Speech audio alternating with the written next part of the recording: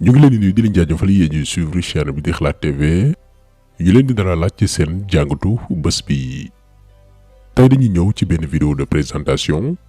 taxaw seetlu boo xam ni balaa ñuy xuus dañ ko bëggoon teel a leeral nekkul une série de vidéos ci les 19 candidats comme ni ñu ko defee woon en 2019 ndax ñaari mbir. benn bi mooy ñoo ngi dëgmal élection présidentielle waaye fukki mbër ak juróom-ñeent yi war a jaamarloo demeewuñ à chance égale maanaam yemale amul tukkee ci autorité compétente yi nga xam ne ñoo am devoiru jox candidat bu nekk ak yelleefam. loole li mu jur mooy candidat yëpp a ngi dem ci sénégalais yi ngir ñu xàmmee leen miin seen kanam xam luy seen programme ak seen yéene rawatina ci zone yi gën a sori ci Sénégal. waaye kenn lañu privé de liberté pour ay caaxaan ne ko yow doo campagne te moonte mënoon nañ koo may liberté provisoire d'autant plus que ñi ko tuumaaloon ñoo wëlbatiku seetal ko à travers benn loi d'amnistie. ñaareel bi muy bi ñu ubbi campagne bi bërki démb ci ñetti minutes yi ñuy jagleel candidat bu nekk pour mu présenter wu wax ak sénégalais yi ñu ne ko yow Bassirou Diomaye Faye duñ la ko may ndax caabi da la féete ginnaaw. waaye même sa représentant ki lay teewal di sa directeur de campagne duñ ko bàyyi mu wax ci sa tur. lii la Babacar Diagne di directeuru CNRA ak Racine Talla bi jiite RTS jël comme décision ba tax na ñun waa Xalaat TV ñu jël suñu responsabilité pour li nga xam ni xañ nañ ko kenn ci fukk ak juróom-ñeenti candidats yi ñu defal ko pour réparer injustice bi ñu teg ci kawam boole ko di jëfandikoo jumtukaay yi nga xam ne ñun sénégalais ñoo ko bokk moom maanaam liñ koy def ci suñu tur lañ koy defee. lan moo tax bi yoon ñu taxaw ci benn candidat mooy li ñu daloon ci élection présidentielle bu 2019 ba tey la ñuy bañ mu dalaat ñu en 2024 mooy li wolof naan lu mag def ba dee bu dekkee bàyyi ko. 2019 dañoo jël candidat bu nekk def taxaw seetlu ci sa profil ak sa programme muy ay heure de recherche ak i montage vidéo yoo xam ni ndeke dañ ko jagleeloon ay tappalekat ay dealer yoo xam ne gannaaw gi dañuy wëlbatiku tayle confiance bi yenn sénégalais yi amoon ci ñoom. Idrissa Seck ay weer lañ ci teg Macky Sall nommé ko ci bopp conseil économique social et environnemental. Issa Sall ñu nommé ko ministre conseiller. Madické Niang gannaaw gi mu ne bàyyi na politique gannaaw ndigalu kilifaam. maanaam ndekete 2019 benn candidat bu crédible l'opposition bi amoon te moo ne woon Ousmane Sonko moom rek moo resté constant woy di tegu ci yoon bi mu diggoon ak sénégalais yi. loolee jural ko diggante 2019 jàpp 2024 ay persécution ñu tas partem tuumaal ko lu nekk tëj ko prison jàpp ay ñoñom di leen fitnaal. waaye muy résister rek ne ak lu mu mën a doon daañu bañ duñu jaay suñu ngor projet bi bu neexee yàlla dina jàll daañu samb suñu ndënd ci nii wala ci nee. may fàttali ni projet bi boo ñu dooree politique ba léegi yéen Sénégalais projet laa waxtaan ak yéen waxuma ak yéen nit de. musuma leen ne je suis la seule constante ñi ci des ñëpp ay variantes lañ musuma leen ne su dul man c'est le néant moo tax ñun dañu amal solo rek mooy dañu jàllale projet bi buñ ko jàllalee ba noppi ñu dajewaat ñun de l'autre côté xool nu ñuy tojee suñu bopp jël ak nu ñuy defaree réew mi dina am fu ñuy toll projet bi day soxla passeur rek lay soxla waaye tekkiwul ni projet bi tayle nañ ko wala joxe nañ ko wala saraxe nañ ko déedéet kon projet bi mooy suñu yitte ñun projet bi faw mu jàll te du jàll 2029 du jàll 2034 du jàll projet bi dañoo bëgg mu jàll ci 2024 bii ci kattanu yàlla ak bëgg-bëgg Sénégal yi. kooku nag Ousmane Sonko joxoñ ñu naan ko Bassirou Diomaye Faye la ñu bëgg a def taxaw seetlu ci moom mooy kan luy jaar-jaaram ak ndéem mënees na am yaakaar ci moom. tey ci jëmm ji la ñuy taxaw d'abord beneen vidéo bi ñëw ñu faram fàcc programme bi proposé sénégalais yi mooy lan point par point. parce que fan yi yëpp yenn ci discours yi ñuy dégg mooy wàllu expérience jëm ci wàllu état ndax Sénégal ndaxe bi dafay bari lool. ba bëgg nañoo gëmloo sénégalais yépp ne pour nga doon président faaw nga mësa doon ministre directeur général wala PCA ci benn bërëb liggéeyukaay yi alors que maîtriser fonctionnement wu état wala liggéeyal waa réew mi aajoowul ci nga am jaar-jaar boobu yépp exemple bi gën a simple mooy Abdou Diouf ne woon fi président au Sénégal bi muy am ñaar fukki at ak juróom benn lañ ko nommé gouverneur mu jóge foofu nekk directeur cabinet wu Senghor doon secrétaire général ca présidence de la République jiite ministère du plan et de l'industrie laataa mi doon premier ministre mu nekk président au Sénégal diggante janvier 1981 jàpp l'an 2000 fukki at ak juróom-ñeent malgré jaar-jaar bi yépp teewul biñ ko follee dafa ni xamul woon ni sax ni Sénégal dañ fiy jaay takku mbuusu meew buy jar juróomi dërëm maanaam xamul dara ci ni Sénégal yi di dundee parce que c'est un enfant gâté mooy genre Amadou Ba yi nga xam ni privilège ak nguur lañu xam xamuñ dara ci réew mi. beneen exemple ci wàllu parcours maanaam koo xam ni non seulement li sénégalais lambda bi di dund ci métit ñàkk ak xëy doom loo dundee da cee jaar mooy Macky Sall rax ci dolli boo jëlee parcours am lépp luy responsabilité te homme d'état war ko mën a yor Sénégal dégg na ko moom Macky Sall nekk na fi directeur général jiite ay ministère doon président assemblée nationale waaye teewul bañ ko falee moo ñu teg li ñu benn président mësul teg te mboolem ñi mës a falu Sénégal moo leen ëppoon parcours ci wàllu état maanaam jaar-jaar laataa ñuy doon président waaye moo ci gën a yées tey mi ngi dem bàyyi ñoog boru 13 331 milliards yoo xam ne ñun ñoo koy fay te xaalis boobu feeñul ci benn sénégalais tey la réew mi gën a ndóol alors que biñ koy dénk Sénégal bor yaa ngi tolloon ci 3041 milliards mu multiplier ko par 4 jël lépp nu ko France moom ak njabootam ak waa partem kon Sénégal nañu bàyyi di naxaate suñu biir du diw mës naa doon directeur général wala ministre ci bërëb sàngam ko moom moo yeyoo jiite ñu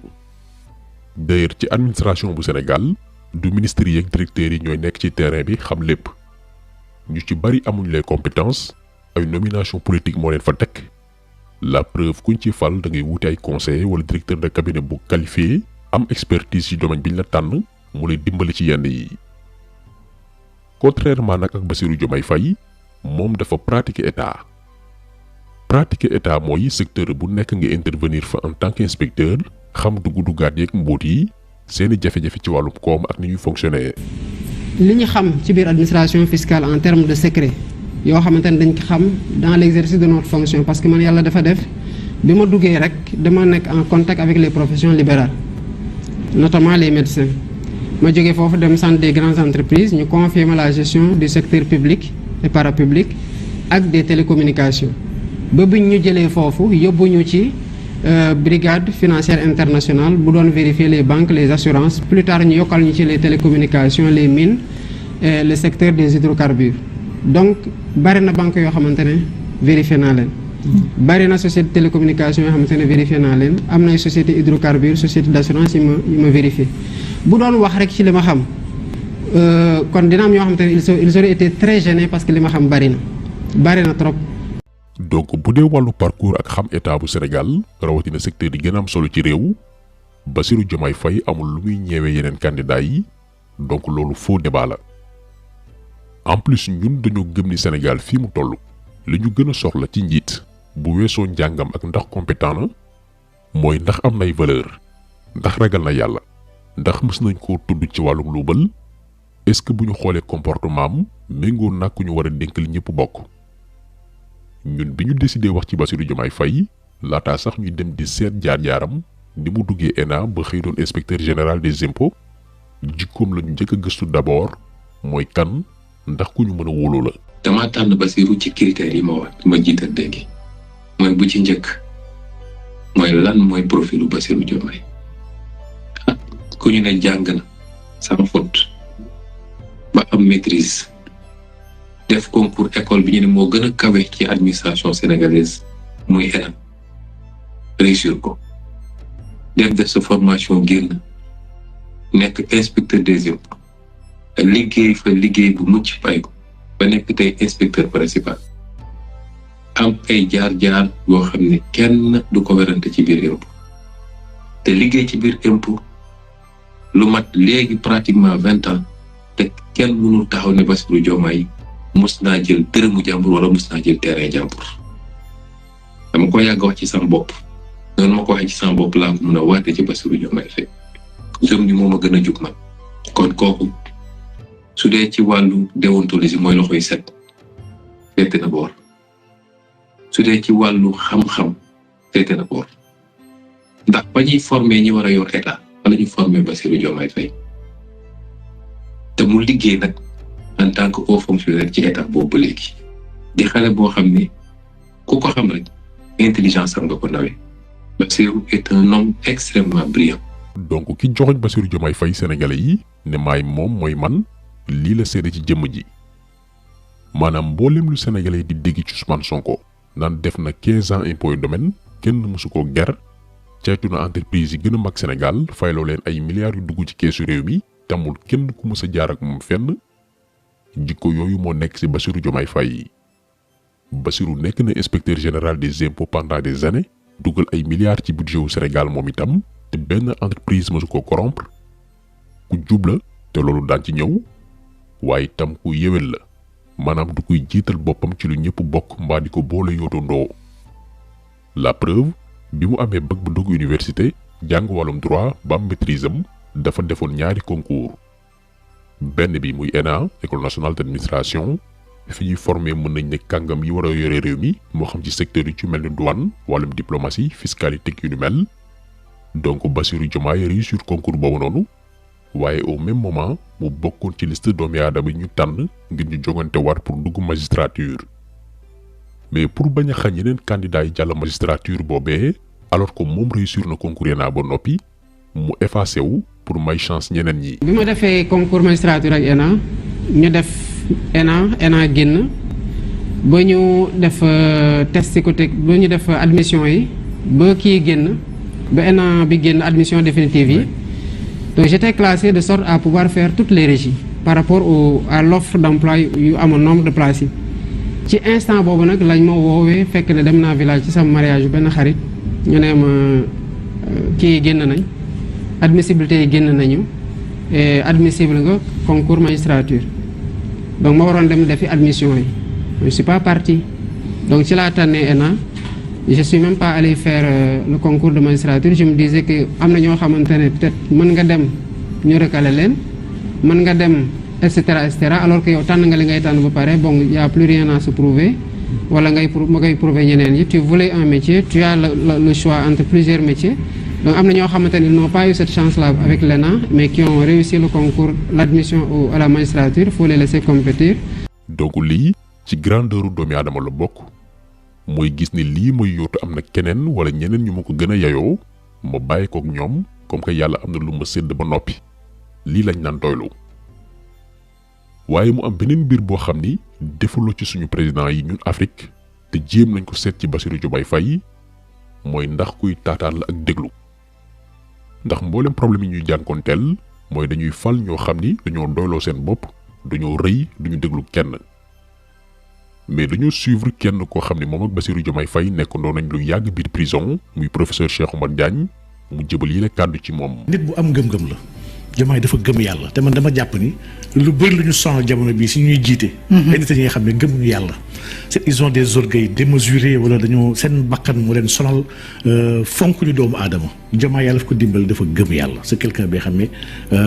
lépp delloo na ko yàlla. ku fonk doomu aadama la te ku nangu déglu nit la. mais ñetteel bi Diomaye ba ci xale yi ndaw yi nga xam ne pourtant ils sont pas assez outillés intellectuellement sax mais buy xalaat dara da koy partager maanaam Cheikh la nga xalaat ci nangam. ma ne ko nangam de pour man lii ak lii mooy yoon mu ne ah bon gars yi nañ lii ak lii ma ne ko amoon d'accord ma ci lii ak lii laa wax.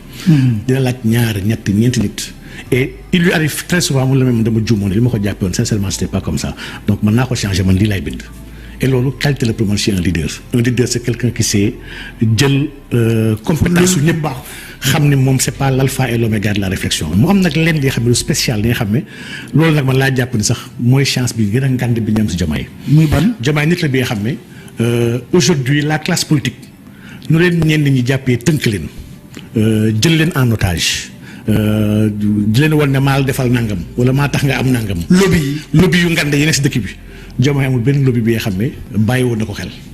kenn jàppalewu ko kenn dimbaliwu ko kenn defalu ko dara donc c'est une personne qui sera libre pour mën a porter les vrais changements que nous voulons les vraies réformes que nous voulons pour ce pays moo tax daal vraiment man nee naa gars yi maa ngi si Diomaye. donc ñun dañoo gëm ni Sénégal bu ñu yàlla mayee njiit boo xam ne xeebul xalaatu kenn te itam du soofantal ay doomi aadama ci seeni doléance kookee du moom la ñuy fal ëllëg mu naan lii yëguma ko woon mbaa lii dañ ma ko doon nëbb. waaye ba tey yawuñoo foofu ci Diomaye ndax dañ koo topp jàngat personnalité bi d'abord ndax comme niñ ko waxee léegi Sénégal ci njub ak ay valeur lañ ko mën a tabaxee faaw ñu rompre tàqali kook yenn comportement yi. ñu déglu également beneen détenu politique muy Babacar Ndiaye mu ne Diomaye même ba ci biir prison bi lekk yeeg yenn produits yi ñu leen di yónnee dafay def kéem kàttanam ba lenn lu ci nekk ñu xam fan lay jaar ak kan moo ci bénéficié wu. fi ñuy waxtaanee ñu ooma daal di ne ma am na benn colis bu ñëw sa tur moo ci nekk ak turu Bassirou Diomaye ñu dugal colis bi mu nekk ay meew yu bëri ay meew ay sukkar affaire yu bëree bëri ñu dem ci néegam mu ne ma séddale ko ma ne ko d'accord automatiquement rek ma commencé woo jeunes yi fa nekkoon détenu politique yi ne leen kaa ñu séddoo Bassirou Diomaye xool ma ne ma Babacar ma ko naam mu ne ma taxawal ma ne ko li xew mu ne ma taxawal looy def nii ma ko damay séddale mu ne ma taxawal ma taxaw Bassirou Diomaye dem jël bic ak feuille rëdd benn tableau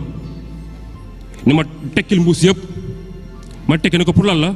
mun na ma notel ma article bu ci nekk ñaata lañ ci am nga remplir tableau yi ba mu fees dell ma ne ko bas lii su ma ko naxee def fi la ñuy fanaan mun na ma def ko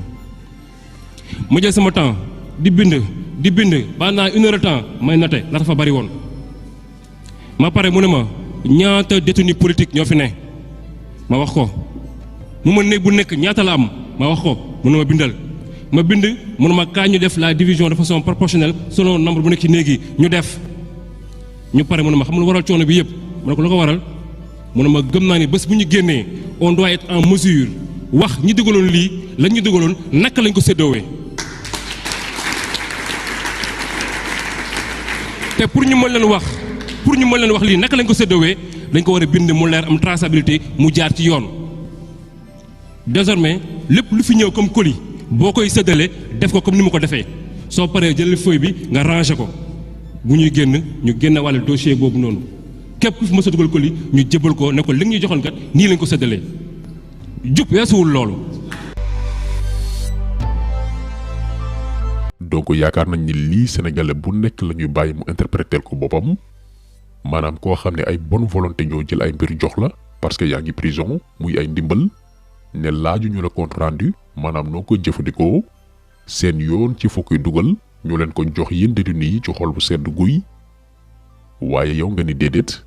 ñoo ñee jox lay mbir te soxla wuñ nga ni leen lii fii laa ko def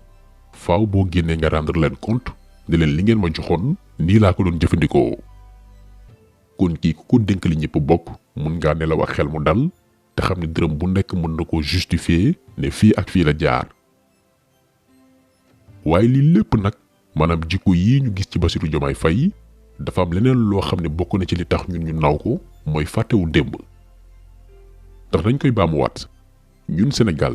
problème bi ñu am ak suñu politiciens yi mooy ku ci commencé am tuuti carrière joxe nañ léegi exemple Macky Sall li mu dund jaar ci ñàkk xam luy pauvreté maîtriser li village yi di jànkonteel mais ñu mel ni moom ku ci commencé foraatu ak tuut am kër Ndakaaru fàtte nga fa nga jóge woon même bu la yàlla dénkaay ndombal tànk doo gestu wala fàttaliku li village yi di jànkonteel pour wut ci saafara mais ak kaw Bassirou Diomaye Faye muy li bépp ndaw Sénégal di rêvé nga jàng fi nga war a jàngee ñu formé la ci benn ci école yi gën a prestigieuse nga génn doon cadre état sa liggéey sax ubbil la possibilité nga mën a def ni yenn ci say naatangoo di def donte du yoon muy ay entreprise di la corrompre pour nga defal leen ay faveur mën a doon milliardaire ci lu gaaw nga lànk yam ci li lay fay weer waaye di bàyyi xel cause ñi nga bàyyi ginnaaw te ñuy dund ci situation yu précaire yu doy waar yaakaar nañ ni ku yàgg topp Bassirou Diomaye Faye yaa ngi fàttali ko l'affaire Ndingler bi Babacar Ngom ñëwee ci village yu lëmm ngir foqar ci seen suuf mennam Bassirou Diomaye Faye moo osé woon en tant que politicien jàmmaarloog moom ak état bi koy yombal moom Babacar Ngom muy néewal kàttan ay néew di doole. La seule différence bu am entre aujourd'hui Babacar Ngom et les populations de Ndingler mooy am na moyen yu mu gasee beneen forage pour am ndox ñii di xaar yàlla taw pour am ndox la responsabilité yu kan la pourquoi état mën a jël 2 milliards 250 millions bu fekkee ne évalué nga le mètre carré dans la zone à 1000 francs jox ko à une entreprise te mënul jël les 2 milliards 250 millions investir ko benn forage pour que béykat yooyu nga xamante ne dañuy xaar nawet ñu mën a béy hors nawet parce que kuy xaar nawet dafa am looy xaaree nawet béykat yi lan la ñuy xaaree nawet ndox